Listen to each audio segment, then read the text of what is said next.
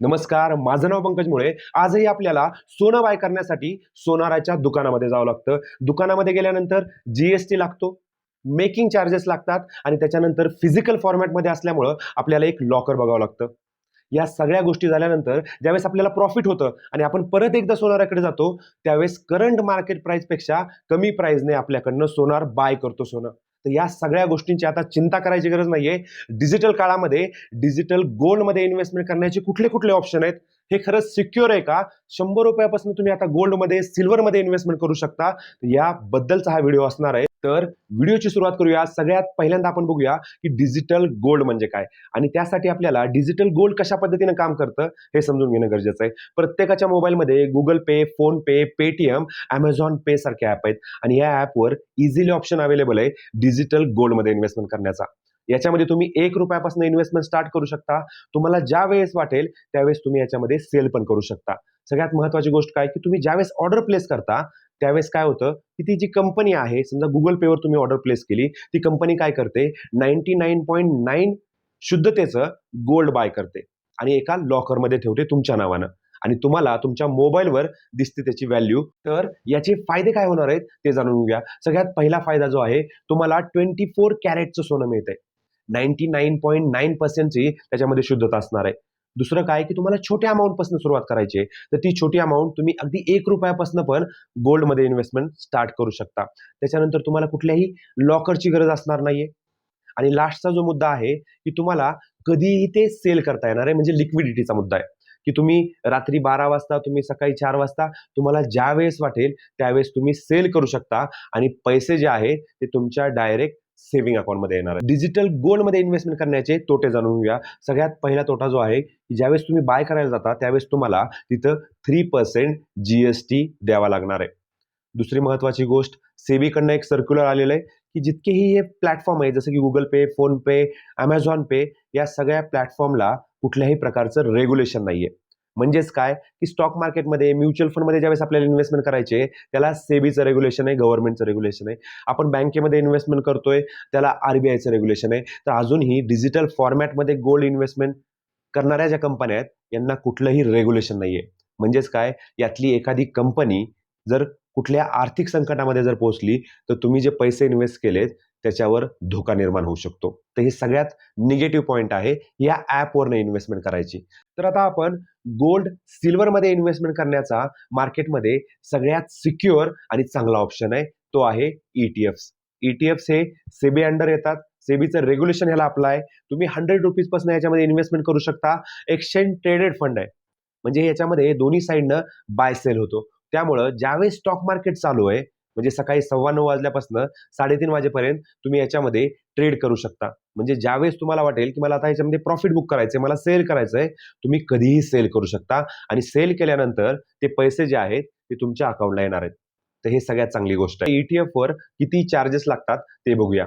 सगळ्यात पहिल्यांदा आपण बघूया की जीएसटी लागतो का? तर नाही. जीएसटी याच्यावर 0% लागतो. तर काय चार्जेस आहेत? तर याच्यामध्ये बघितलं आपण तर नॉर्मली याच्यावर एक एक्सपेन्स रेशो असतो. तर एक्सपेन्स रेशो किती असतो? तर तो 0.10 पासनं ते 0.8085 पर्यंत असतो. आपण जर नॉर्मली बघितलं, एसबीआयचा जो ईटीएफ आहे, गोल्ड ईटीएफ, त्याच्यावर 0.70, कोटकचा जो आहे तो 0.59 आहे. त्यामुळं अशा चांगल्या फंडमध्ये ज्याचा एक्सपेन्स रेशो कमी असेल ना, अशा गोल्ड ईटीएफमध्ये आपण इन्व्हेस्टमेंट स्टार्ट करू शकतो. तर आता आपण बघूया की हे गोल्ड ईटीएफ म्हणजे नेमकं काय असतं? तर गोल्ड ईटीएफ म्हणजे काय? की एक्सचेंज ट्रेडेड फंड. म्हणजे काय? की स्टॉक मार्केटवर हा फंड ट्रेड होतो. रिप्लिकेट कुणाला करतो? की गोल्डची प्राइस जी आहे, या प्राइसला हा रिप्लिकेट करतो. म्हणजेच काय? की याच्यामध्ये जी इन्व्हेस्टमेंट आहे, ती टोटली डिजिटल फॉर्मॅटमध्ये गोल्डमध्ये इन्व्हेस्टमेंट केलेली असते. म्हणजेच काय? की गोल्डची प्राइस जशी वर जाईल, त्याच पद्धतीने या ईटीएफची प्राइस वर जाते. गोल्ड समजा खाली आलं, तर ह्या ईटीएफ जो आहे, तो ईटीएफची प्राइस पण खाली येते. तर एवढं सिंपल आहे गोल्ड ईटीएफ. एक्झाम्पल थ्रू समजून घेण्याचा प्रयत्न करू, की तुम्ही फिजिकल गोल्ड बाय केल्यानंतर आणि तुम्ही गोल्ड ईटीएफ बाय केल्यानंतर डिफरन्स काय येतो? फिजिकल गोल्ड बाय करायला गेल्यानंतर तुम्हाला 3% जीएसटी लागणार आहे. समजा आपण एक्झाम्पल घेऊ ₹100चं, तर तुम्हाला याच्यामागे ₹3 चार्जेस लागणार आहेत. तेच चार्जेस तुम्ही जर गोल्ड ईटीएफमध्ये गेलात, तर तुम्हाला 0.50 म्हणजे 50 पैसे चार्जेस लागणार आहे. म्हणजे काय? तुमचा जीएसटी वाचलेला आहे. तुम्हाला सेल करताना ज्यावेळेस तुम्ही फिजिकल सोनाराकडे जाता, त्यावेळेस तो करंट मार्केट प्राइसपेक्षा कमी प्राइसनेच तुमच्याकडे घेतो. पण इथं काय आहे? की तुम्ही डिजिटल फॉर्मॅटमध्ये तुम्ही तुमच्या मोबाईलवरनं सेल करू शकता. स्टॉक मार्केट ज्यावेळेस 9:15 चालू होतं आणि 3:30 वाजेपर्यंत तुम्ही कधीही सेल करू शकता.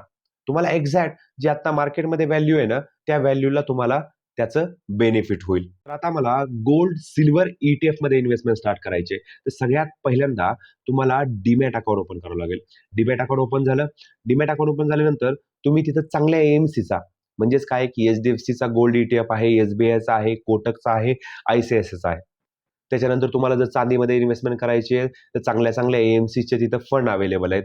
ज्या एएमसीचा कमी एक्सपेन्स रेशो असेल, त्या एएमसीच्या ईटीएफमध्ये तुम्ही इन्व्हेस्टमेंट स्टार्ट करू शकता अगदी ₹100 आजच्या मार्केट सिच्युएशननुसार जर बघितलं, तर आता गोल्ड, सिल्व्हरपासनं आपण लांब राहिलं पाहिजे. असं का म्हणतोय मी? कारण की सोन्याने जर बघितलं आपण तर 1,70,000चा टप्पा पार केलेला आहे आणि चांदीचा विचार केला तर 4,00,000चा टप्पा पार केला आहे. खूप कमी कालावधीमध्ये. म्हणजेच काय, की याच्यामधली जी सायकल आहे ती आता पूर्ण झालेली आहे. पण अजूनही कुणाला जर इन्व्हेस्टमेंट करायची असेल ना, तर मी तुम्हाला सांगितलंय की ईटीएफ थ्रू करू शकता. तेही एस-आय-पी फॉर्मॅटमध्ये. ईटीएफमध्ये तुम्हाला एस-आय-पी लावता येते. सिल्व्हर, गोल्ड ईटीएफमध्ये इन्व्हेस्टमेंट करण्याचा सगळ्यात फायदा कुठला असतो? तर कुठलाही सोनार आपली फसवणूक करू शकत नाहीये. दुसरा महत्त्वाचा जी कमी लागतोय. त्याच्यानंतर लिक्विडिटी आहे, की आपण घर बसल्या सेल करू शकतो कधीही. टॅक्स किती लागतो ते जाणून घेऊया. फिजिकल गोल्ड आणि गोल्ड ईटीएफ आणि डिजिटल गोल्ड यांच्यावर जो लागणारा टॅक्स आहे ना, तो सिमिलरच आहे. म्हणजेच काय, की 2 वर्षाच्या आत जर तुम्ही सेल केलं, तर तुम्हाला जे प्रॉफिट मिळणार आहे, त्याच्यावर 20% चा टॅक्स लागणार आहे आणि तीच अमाउंट जर तुम्ही 2 वर्षानंतर जर सेल केलं, तर तुम्हाला 12.5% चा लाँग टर्म कॅपिटल गेन लागणार आहे. त्याच्यामध्ये फक्त काय आहे, की फिजिकल गोल्डवर जो आहे आणि डिजिटल गोल्डवर जो आहे, तो जी लागतो आणि गोल्ड ईटीएफवर जी लागत नाहीये, तर तो एक्सपेन्स रेशो लागतो आणि तो किती असणार आहे? 0.50 to 0.80 पर्यंत. आता सध्या गोल्ड, सिल्व्हरमध्ये इन्व्हेस्टमेंट करण्याचा सगळ्यात चांगला ऑप्शन जर कुठला असेल, तर तो आहे ईटीएफचा. पण तुम्हाला ज्वेलरी बनवायची आहे, तुम्हाला गोल्ड फिजिकली खरेदी करायचं आहे, तर तुम्हाला आजही सोनाराकडे जावंच लागणार आहे. त्याला कुठलाही ऑप्शन नाहीये. पण तुम्हाला इन्व्हेस्टमेंटचा जर विचार करत असाल, तर तुम्हाला जी पैसे वाचतात. त्यानंतर तुम्हाला जे स्वतः सोनं बाळगणं आहे, याच्याबद्दलची जी रिस्क आहे, ती पण रिस्क अव्हॉइड करते आणि आपल्याला याचं बेनिफिट पण मिळू शकतं. पण आता सध्या जर इन्व्हेस्टमेंट करायची आहे, गोल्डमध्ये, सिल्व्हरमध्ये, तर कुठल्याही प्रकारची घाई नाही करायची आहे. आपण एस-आय-पीच्या माध्यमातनं इन्व्हेस्टमेंट करू शकतो आणि ज्यांना फिजिकल बाय करायचंय, मला असंख्य फोन आले, मला सर फिजिकल बाय करायचंय, माझं लग्न आहे, माझ्या मुलीचं लग्न आहे, तर त्यांना माझा एक सल्ला आहे, की तुम्ही काय करा, की तुमचं जर लग्न 6 महिन्यानंतर असेल किंवा 5 महिन्यानंतर असेल किंवा पुढच्या वर्षी असेल, तर तुम्ही आत्ताचपासनं दर महिन्याला काही ना काहीतरी गोल्ड, सिल्व्हर बाय करायला चालू करा. कशा फॉर्मॅटमध्ये करायचंय? मला समजा ₹1,00,000 गोल्ड बाय करायचंय, तर मी काय करेल या महिन्यामध्ये 20,000चं करेल, पुढच्या महिन्यामध्ये 20,000चं करेल, अशा ह्याच्यामध्ये टप्पे पाडेल.